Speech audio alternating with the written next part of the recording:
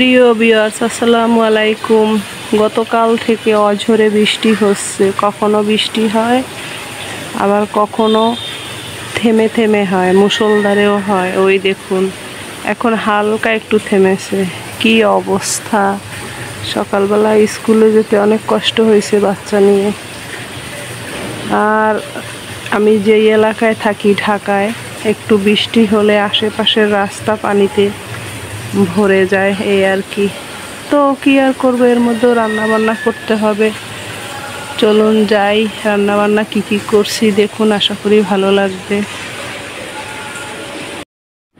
তো প্রিয় ভিউয়ার্স, রান্না করার আগে কোটা বাছার কাজ থাকে অনেকগুলো, সেখান থেকে আমি আজকে কচুরলতি পরিষ্কার করে নেব। আর এই কচুরলতি দিয়ে ছোট চিংড়ি দিয়ে একটা চচ্চড়ি হবে, আর বড় চিংড়িও আছে, ওইটারও একটা রান্না হবে। আকাশ মেঘলা, খেতে মন চায় অনেক কিছু, কিন্তু বয়স বেড়ে যাওয়ার সঙ্গে সঙ্গে খাবার কন্ট্রোল করতে হয়, চাইলেই সব খাওয়া ঠিক না। তো এই তো কচুরলতি পরিষ্কার করে নিচ্ছি, দেখুন ভালো করে খোসা ছাড়িয়ে। আর এইটা একদম টাটকা, তো খোসাটা দ্রুত ছাড়িয়ে যাচ্ছে। তো সবগুলো কচুরলতি আমি এভাবে খোসা ছাড়িয়ে নেব।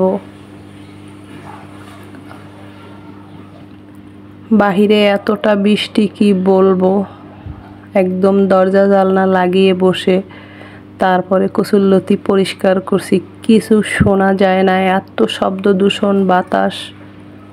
গতকাল রাত থেকে বৃষ্টি হচ্ছে।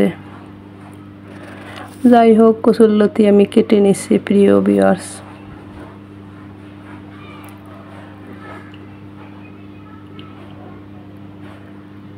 এই যে রেগুলার সাইজ করে এভাবে কেটে নেব সবগুলো লতি। আর এর সঙ্গে দুই রকম চিংড়ি মাছ নিয়েছি, একটা হলো বাগদা চিংড়ি আর একটা হলো ছোট দেশীয় চিংড়ি। এই দুই চিংড়ি দিয়ে এই দুইটা রান্না করব। পদ্ধতি সব এক, কিন্তু সবজি শুধু কচুরলতি। দেখতে থাকুন ধৈর্য ধরে, আশা করি ভালো লাগবে। যারা ভালোবেসে আমার ভিডিও দেখছেন তাদের অসংখ্য ধন্যবাদ। কমেন্টস করবেন কে কোথা থেকে দেখছেন। প্রথমে একটা কড়াই বসিয়ে তাতে আমি কিছুটা তেল দিয়ে দিচ্ছি, সাদা সয়াবিন তেল। এখন এর উপরে দিয়ে দেব পেঁয়াজ।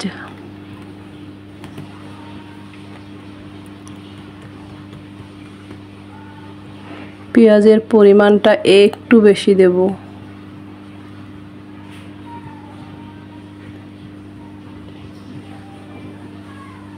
দিয়ে দিলাম পেঁয়াজ। চুলার জাল মাঝারি আছে রান্না করব, হাই হিট করব না, মাঝামাঝিও না, একদম লো হিটে করব। কারণ এই রান্নায় আর বেশি হাই হিট করে জাল দিতে হবে না প্রিয় ভিউয়ার্স। তো পেঁয়াজটা তেলের উপরে ভেজে কাঁচা ভাবটা সরিয়ে নিচ্ছি।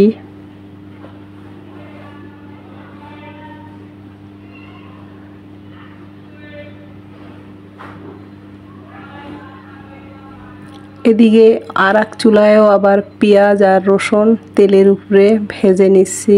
একত্রেই দুইটা রান্না করছি, ওই যে বললাম যে একই প্রসেস প্রণালী রান্নার, শুধু সবজি একটা। এখন এই পেঁয়াজের ভিতরে দিয়ে দেব বাগদা চিংড়িটা। তেলের সঙ্গে পেঁয়াজের সঙ্গে চিংড়ি মাছটা যেন একত্রে ভাজা হয়। অল্প কয়েকটা রসুনও দিয়ে দিচ্ছি।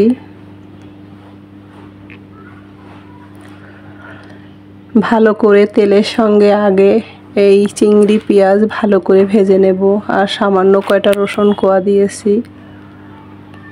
চুলার জাল একদম লো হিট করে রান্না করব আজকের এই দুইটা রেসিপি।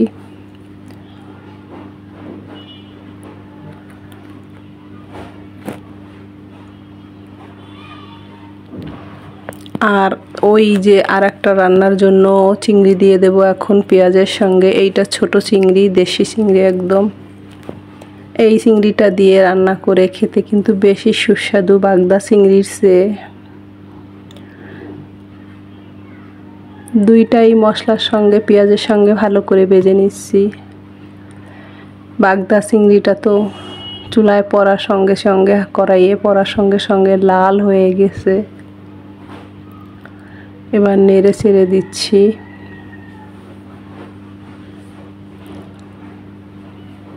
সমান তালে 2 কড়াইয়ের রান্নাই করে নিচ্ছি।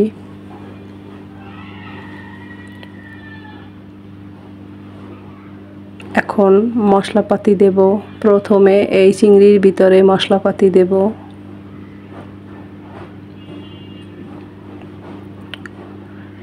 পেঁয়াজ আর চিংড়ি তেলে ভেজে নিলে আলাদা একটা সুঘ্রাণ আসে, কাঁচা ভাবটা সরে যায়। হলুদ পাউডার, মরিচ পাউডার, জিরা পাউডার, ধনিয়া পাউডার দিয়ে মশলাটা এখন ভালো করে কষিয়ে নেব।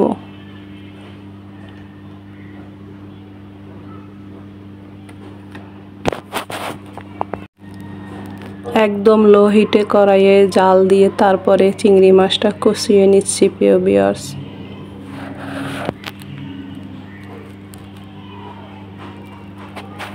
চিংড়ি ভাজার পরে যে এতটা সুঘ্রাণ আসে কি বলবো। আমার পরিবার পরিজনরা চিংড়ি মাছটা খুব পছন্দ করেন।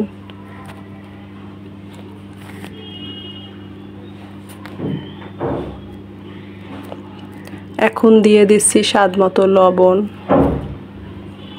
দিয়ে অল্প করে একটু পানি দিয়ে ফাইন করে কষিয়ে নেব চিংড়ি মাছটা।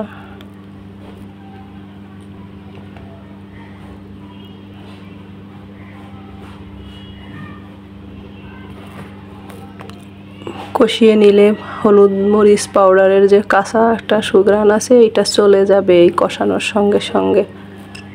প্রথমে তো পেঁয়াজ মশলা দিয়ে একটু কষিয়েছি, পরে লবণ দিয়ে ভালো করে কষালাম। এদিকে এই তরকারিটার জন্য এখন মশলাপাতি দিয়ে দেব। ভালো করে কষানো হয়ে গেছে মাছ সহ, ওই একই মশলাপাতি আর কি। হলুদ মরিচ জিরা ধনিয়া আর স্বাদ মতো লবণ, সামান্য একটু পানি দিয়ে এখন ফাইন করে কষিয়ে নেব মশলাটা।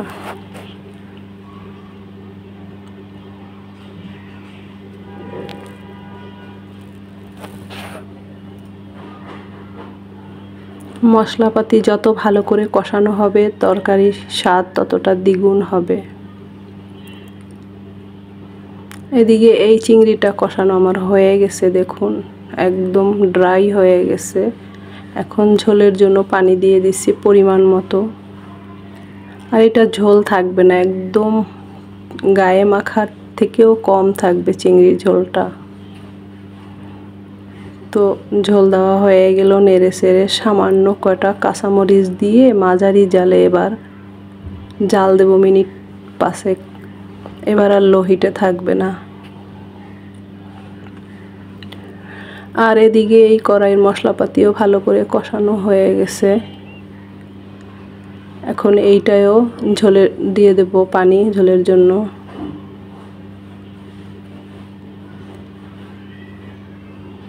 এই তো দিয়ে দিলাম পরিমাণ মতো পানি।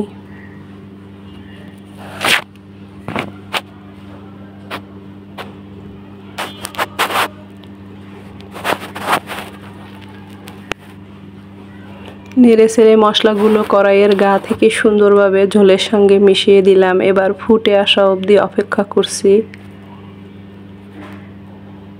ঝোল ফুটে আসছে, এবার নেড়ে চেড়ে সবজিটা দিয়ে দেব। এই যে কসুরলতি দিয়ে দিচ্ছি প্রিয় ভিউয়ার্স। এই কসুরলতিটা দিয়ে কষানো লাগবে না, এমনিতেই সেদ্ধ হয়ে যাবে, তার জন্য এভাবে রান্না করছি। এবারে কিছুটা কাঁচামরিচ দিয়ে দিলাম। এখন এইটারও জাল মাঝারি আঁচ করে চুলার একদম 5 থেকে 7 মিনিট জাল দিয়ে নেব। এই দেখুন প্রিয় ভিউয়ার্স, আমার চিংড়ি হয়েও গেছে, এরকমই উঠিয়ে নেব। এই যে রসা রসা রয়েছে একটু, এর বেশি আর শুকানোর দরকার নেই। আর কসুরলতিটাও দেখুন হয়ে গেছে, আর সামান্য একটু ঝোল কমলেই হয়ে যাবে।